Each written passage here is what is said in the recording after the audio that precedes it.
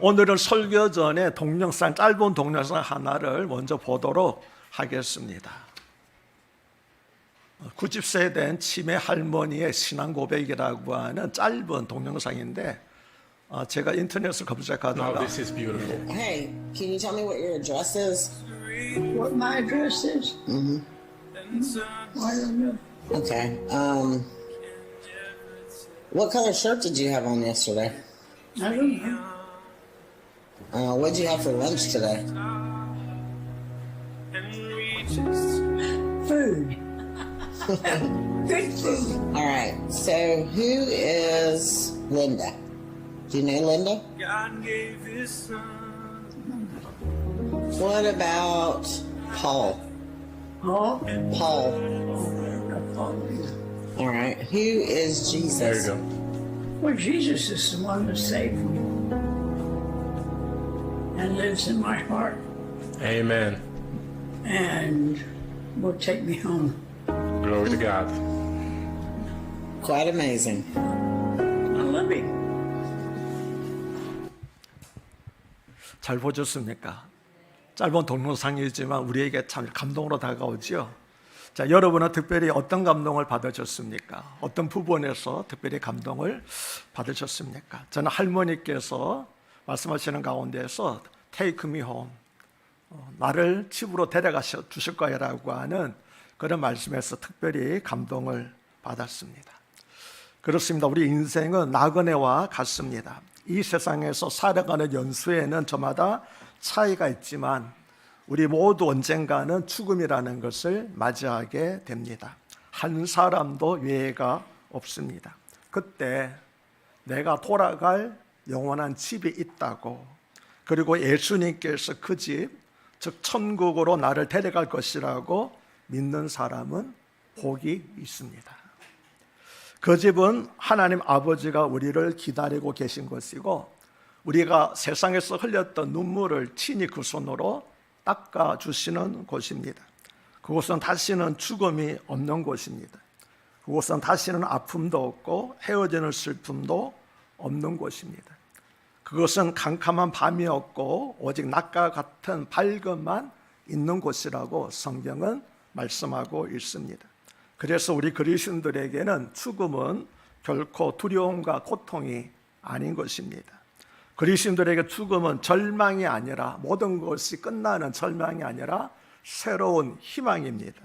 죄 많은 이 세상에서 죄가 없는 영원한 천국으로, 고난 많은 이 세상에서 영원히 고난이 없는 곳으로, 안식처로 거처를 옮기는 것이기 때문입니다. 물론 병들어 죽는 경우에는 잠시 질병의 아픔이 있기는 하겠지만 죽음 자체는 결코 두려운 것이 아닙니다.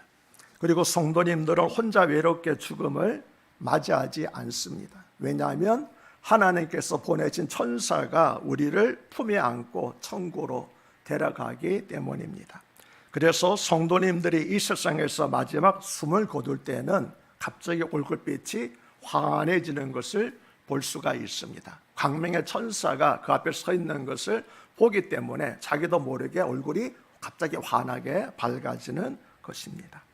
조금 전에 우리가 봤던 짧은 동영상을 보면서 저도 더 나이가 들어서 혹시 치매가 걸렸을 때, 그래서 아내와 자녀들의 이름조차 기억나지 않을 때도 예수님만은 생생히 기억하고 있을까라고 하는 생각을 해보았습니다.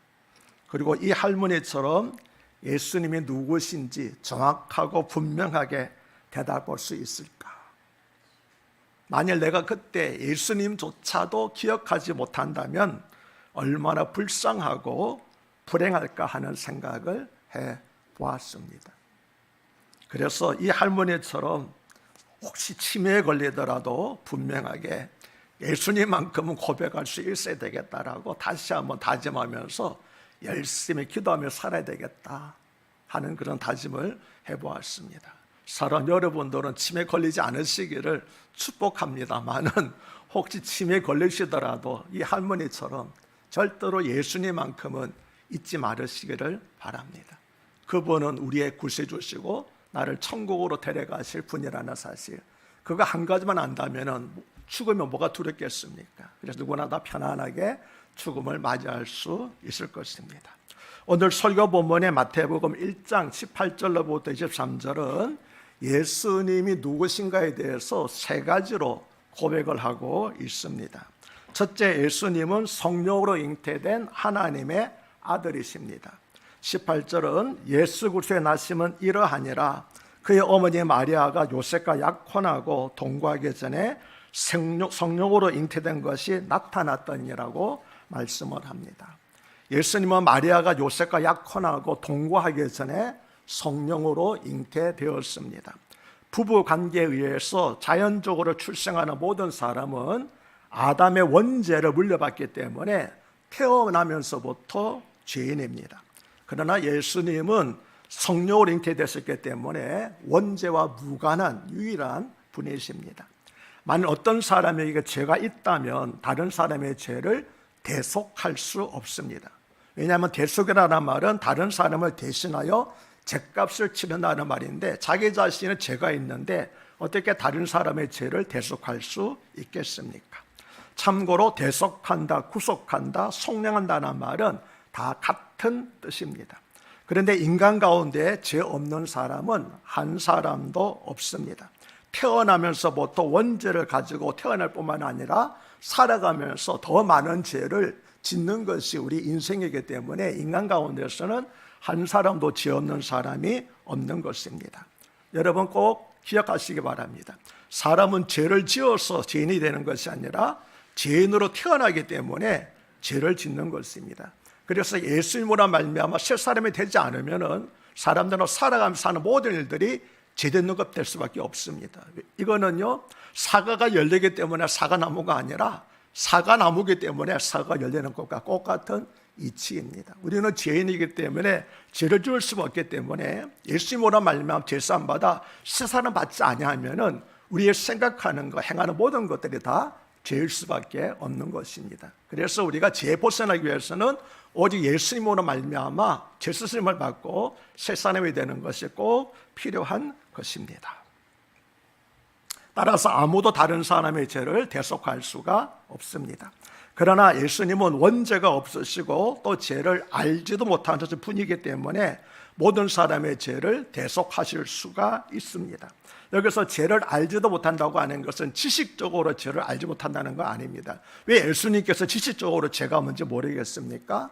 성경에서 알지 못한다고 하는 것은 경험하지 않았다라고 하는 그런 뜻입니다. 예를 들어 가지고 가브리엘 천사가 마리아에게 나타나서 네가 아이를 낳을 것이다 그러니까 마리아가 뭐라고 말합니까? 나는 남자를 알지 못하는데 어떻게 아이를 낳을 수 있겠습니까? 라고 말했거든요. 그것도 남자를 지식적으로 알지 못하는 것이 아니라 남자와 성경험이 없는데 어떻게 아이를 낳을 수 있겠습니까? 라고. 그래서 성경에서 말하는 알지 못한다고 하는 것은 지식적인 것이 아니라 경험적입니다. 그래서 예수님께서 죄를 알지도 못하고 하는 것은 예수님은 한 번도 죄를 지으신 적이 없는 그런 분이라고 하는 그런 뜻입니다.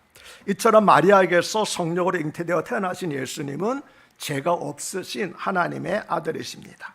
이사야 선지자는 이사야서 9장 6절에서 한 아기가 우리에게 낳고 한 아들을 우리에게 주신 바 되었는데 그 어깨에는 정사를 메었고 그 이름은 기묘자라 모사라 전능하신 하나님이라 영존하신 아버지라 평강의 왕이라 할 것이라고 예언을 하였습니다. 한 아기가 태어나고 한 아들이 우리에게 나올 것인데 그 아들의 이름이 뭡니까?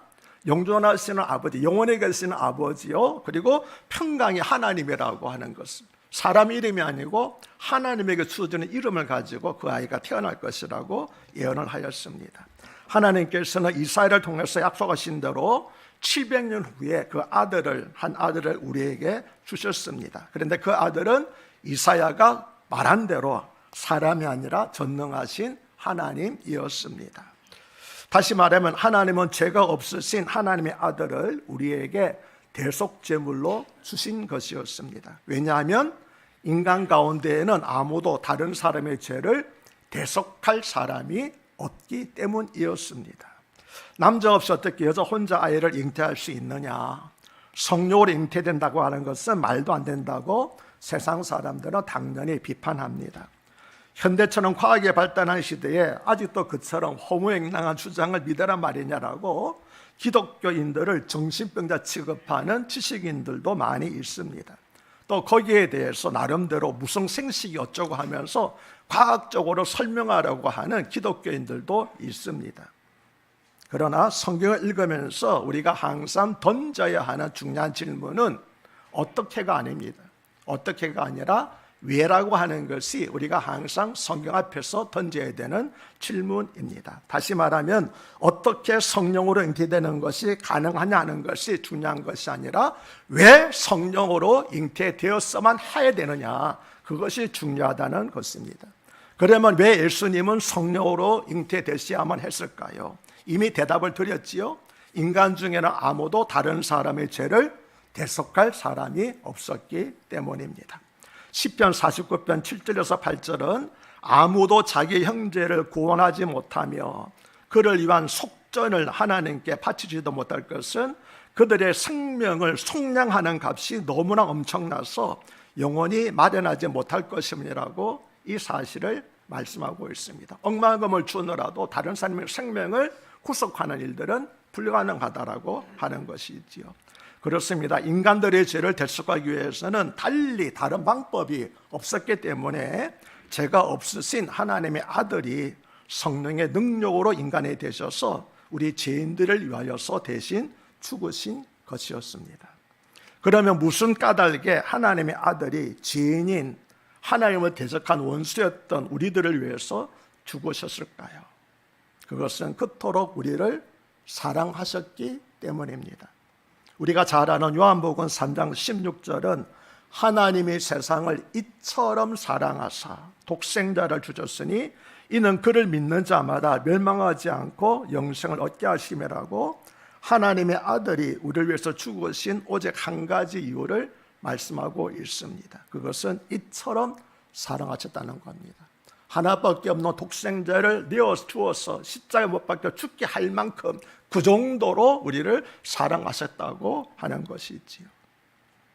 하나님은 독생자를 죽였어라도 구원하려고 하실 만큼 죄인인 우리를 사랑하셨다는 것입니다. 여러분은 이 사실을 믿으십니까?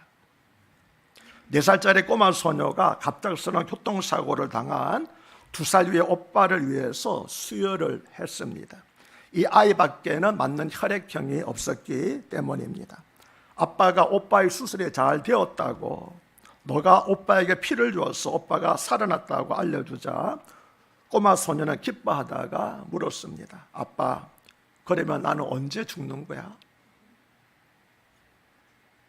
이 아이는 자기 피를 뽑으면 죽는 줄로만 알았던 것입니다. 아빠가 깜짝 놀라서 물었습니다. 그러면 너는 네가 죽을 줄 알면서도 오빠에게 피를 뽑아 주었던 거니? 꼬마 소녀가 대답했습니다. 응, 난 오빠를 사랑하니까. 그렇습니다. 사랑하니까. 그 외에 다른 이유는 없습니다. 왜 거룩하신 하나님이 죄인인 인간들을 사랑하셨느냐고요? 저는 알지 못합니다. 그래서 하나님의 사랑이 위대하고 신비로운 것입니다. 베드로전서 1장 12절은 천사들도 이것을 살펴보기를 원한다고 하였습니다. 하나님께서 사람 너무나 사랑하셔서 자기 아들을 내어주실 만큼 사랑한 것을 천사들이 알기를 원한다는 거죠. 왜 그렇습니까? 천사들은 이와 같은 사랑을 하나님으로부터 받아보지 못했기 때문입니다. 둘째, 예수님은 자기 백성을 죄에서 구원하려고 오신 왕입니다. 21절은 아들을 낳으리니 이름을 예수라 하라. 이는 그가 자기 백성을 그들의 죄에서 구원할 자이심이라 하니라고 말씀합니다.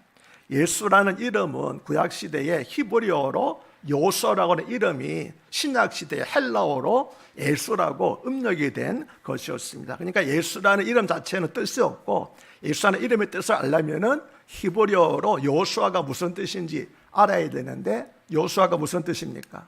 여호와가 구원하신다라고 하는 그런 뜻이 바로 요수아고 예수라는 이름의 뜻입니다. 이처럼 여호수아의 신 예수님께서는 자기 백성을 그들의 죄에서 구원하려고 오셨다는 것입니다. 누구를요? 자기의 백성을, 그래서 예수님은 그들의 왕이 되는 겁니다. 자기 백성을 구원하러 오셨으니까 그들의 왕이 되는 것이지요. 그러면 왕이신 예수님께서는 자기 백성을 어떤 방법으로 죄에서 구원하셨습니까? 마태복음 2장 11절을 보면 동방 박사들은 아기 예수에게 황금과 유향과 모략을 예물로 드렸습니다. 여기서 황금은 왕에게 드리는 예물이고 유향은 제사장에게 드리는 예물이며 모략은 시신을 닦을 때 사용하는 물품입니다.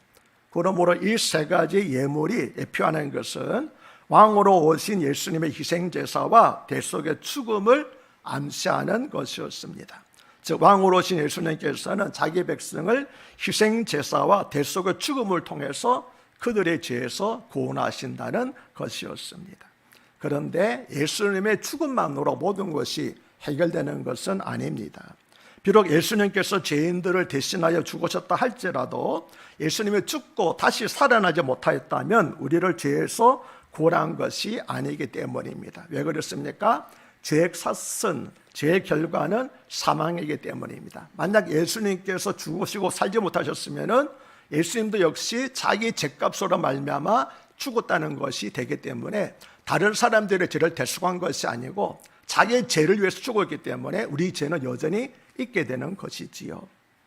그래서 사도 바울은 고린도전서 15장 17절에서 그리스도께서 다시 살아나신 일이 없으면 너희 믿음도 헛되고 너희가 여전히 죄 가운데 있을 것이라고 말한 겁니다. 만약 예수님께서 죽으셨지만 다시 살지 못하였으면 자기대로 죽은 것이니까 여전히 너희 죄가 그대로 있을 것이지만 예수님께서 부활하셨기 때문에 예수님은 자기 죄를 위해서 죽은 것이 아니라 우리를 대속하기 위해 죽으신 의로운 분이라는 사실이 증명이 되었다라고 하는 겁니다.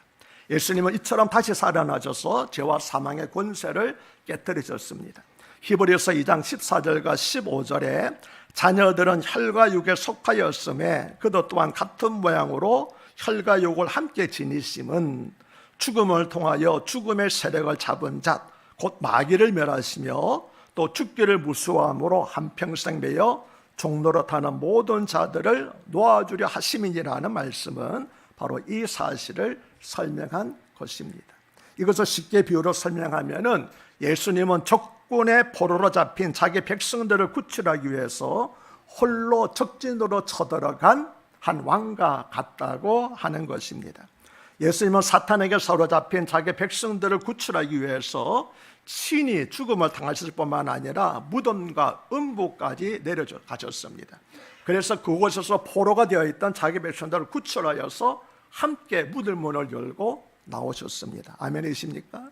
그래서 이제 예수 믿는 성도들은 결코 죽음을 두려워하지 않게 된 것입니다. 사람들이 죽음을 두려워하는 이유는 크게 두 가지입니다. 하나는 죽음으로 모든 것이 없어진다고 생각하기 때문입니다. 다른 하나는 죽은 후에 무서운 하나님의 심판이 있다는 것을 본능적으로 알고 있기 때문입니다. 그러나 죽음으로 모든 것이 끝나고 사라지는 것이 아닙니다. 도리어 죽은 후에는 영원한 우리가 살고 있는 잠시 잠깐 살다가는 많이 살아야 한 800년 사는 이 세상이 아니라 끝이 없는 영원한 두 종류의 세상이 우리를 기다리고 있기 때문입니다. 그 두 종류의 세상은 뭡니까? 하나는 지옥이고 하나는 천국입니다. 죄를 짓고도 자신의 죄를 회개하지 않아서 제사함을 받지 못한 사람들은 다 어디로 갈까요? 지옥에 갑니다. 사람들이 지옥에 가는 것은 죄를 지었기 때문이 아니라 제사함을 받지 못했기 때문입니다. 만일 죄를 지었기 때문에 지옥에 간다면 우리 가운데 지옥에 가지 않을 사람은 한 사람도 없을 것입니다. 반대로 천국에 가는 사람들은 죄를 짓지 않아서 천국에 갈까요? 그거 아닙니다. 우리 자신이 알잖아요. 내가 얼마나 많은 죄를 지었는지 알고 있지 않습니까? 그럼 어떻게 우리는 천국에 갑니까? 비록 죄를 지었지만 자신의 죄를 회개하고 예수님의 공로를 믿음으로써 죄사함을 받은 사람들은 지옥에 가지 않고 천국에 가게 되는 것입니다. 이 사실을 꼭 기억하시기 바랍니다. 죄를 지어서 지옥에 가는 거 아닙니다. 죄사함을 받지 못해서 지옥에 가는 겁니다. 왜 죄사함을 받지 못합니까? 그의 죄를 회개하지 않고 예수님을 믿지 않았기 때문에 죄사함을 받지 못하고 그런 사람은 다 지옥에 갈 수밖에 없는 것입니다. 그러나 비록 큰 죄를 지었다 할지라도 지난 금요일 밤에 므낫세 얘기를 했잖아요. 므낫세와 같이 악한 왕위를 할지라도 그가 죄를 회개하고 예수님 영접하게 되면은 죄사함을 받고 구원을 얻게 되는 것입니다. 죄를 짓지 않아서 천국에 가는 것이 아니라 회개하여 예수님을 믿고 죄사함을 받았기에 우리 모두는 천국에 가게 되는 것입니다. 아멘이십니까? 예수님께서 십자가에서 다 이루었다고 말씀하시고 돌아가실 때 성소와 지성소 사이를 가로막았던 성전의 휘장이 위로부터 아래로 찢어져서 둘이 되었습니다. 이것은 거룩하신 하나님에게 나아가는 길을 가로막고 있던 죄의 문제가 완전히 근본적으로 해결된 것을 의미합니다. 그래서 하나님께서 친히 이것은 이제 필요 없다고 휘장을 둘러 찢어서 내버리신 것이었습니다.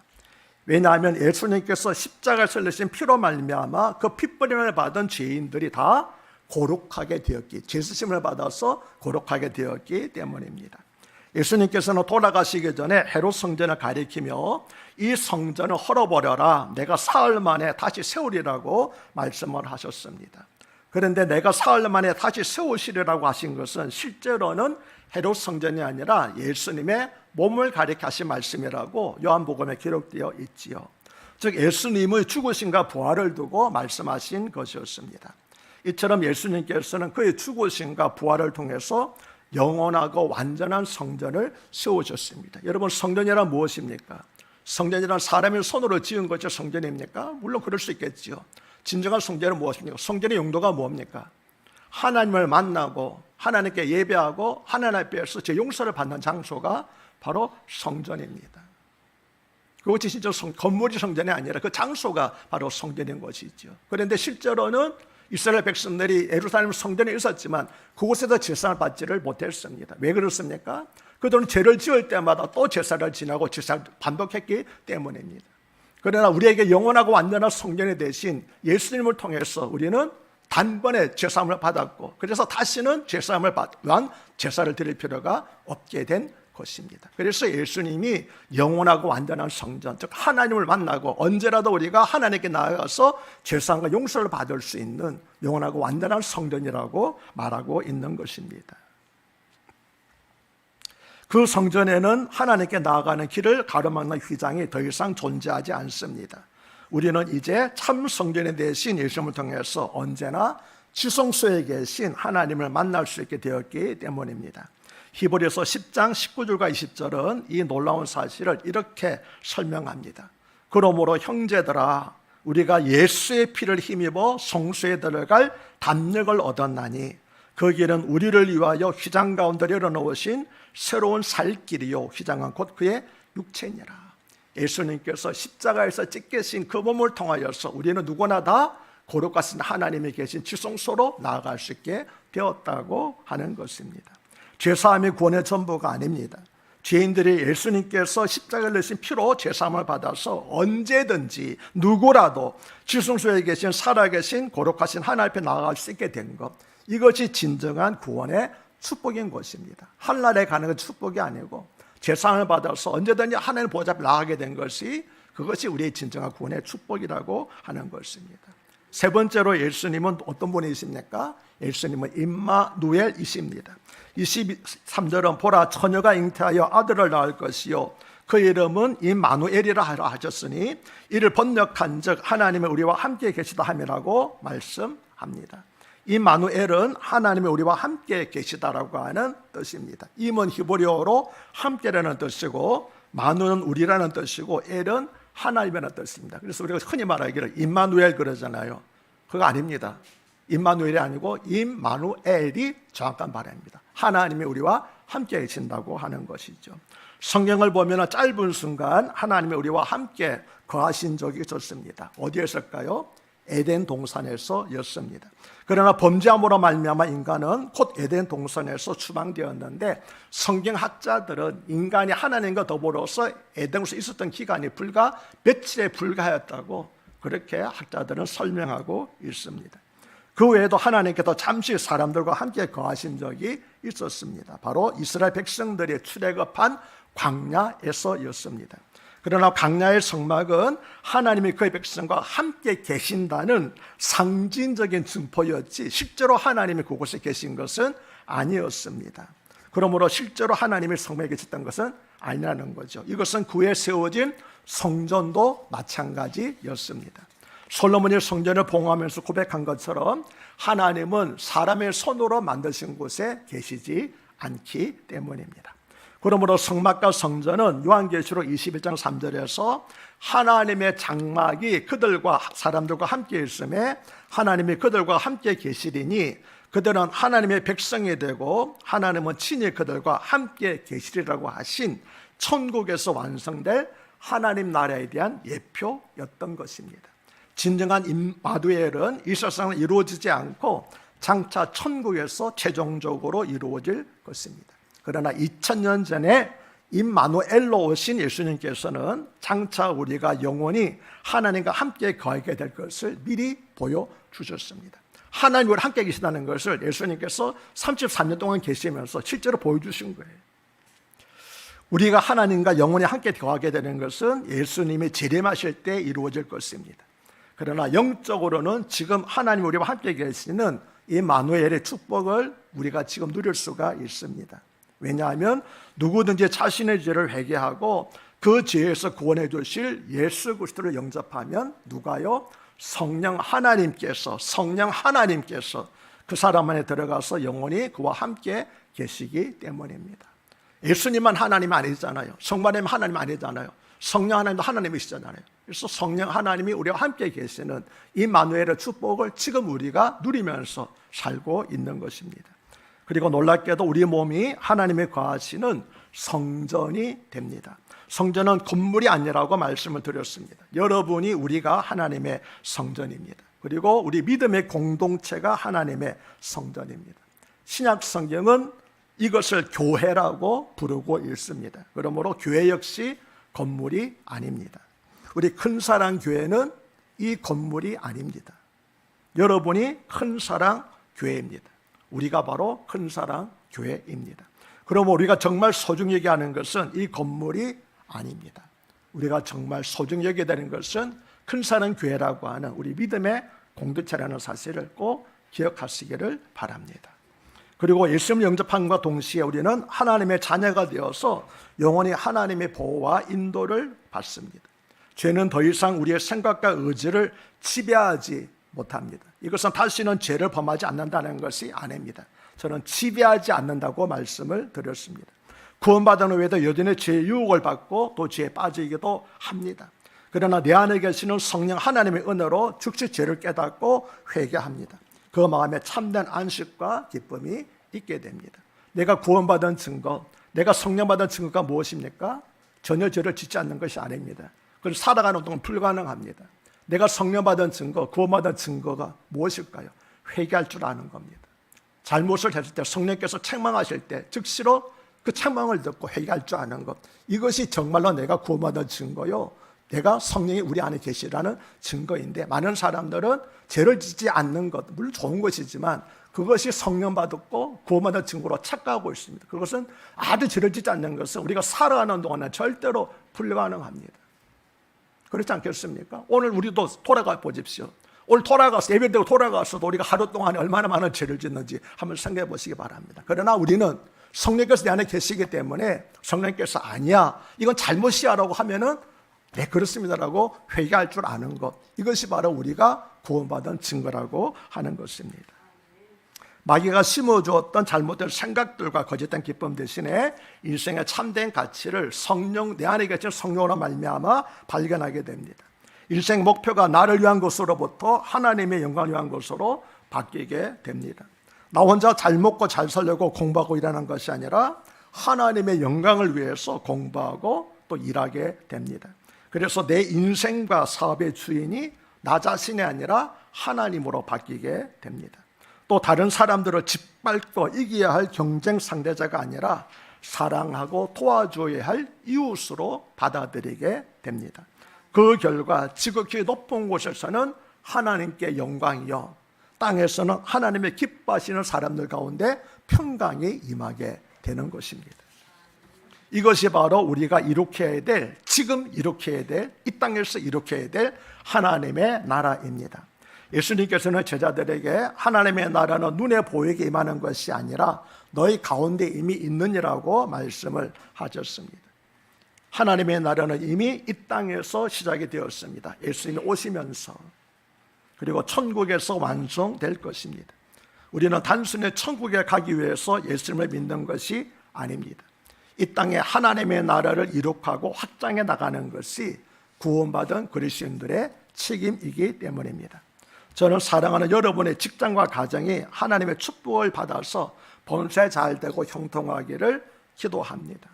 그리고 여러분과 함께 사시는 분들과 여러분과 함께 일하는 모든 사람과 여러분이 사업관계를 만나는 모든 사람들에게도 하나님의 축복이 임하시기를 기도하고 있습니다. 그 결과 여러분이 구원과 축복의 통로가 되시기를 항상 기도하고 있습니다. 나가서 우리 큰사랑교회가 역시 구원과 축복의 통로가 되기를 주 이름으로 축복합니다. 사랑하는 여러분, 임마누엘 예수님께서 사랑하는 여러분들과 함께 영원히 함께 계시기를 다시 한번 주 이름으로 축복합니다.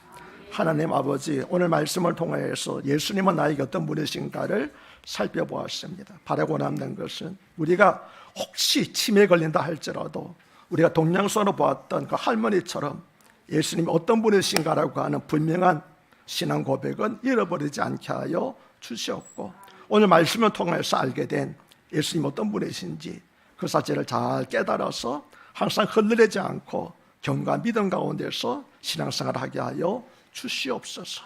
우리 주 예수 그리스도의 이름 받들어 간곡히 기도드리옵나이다. 아멘.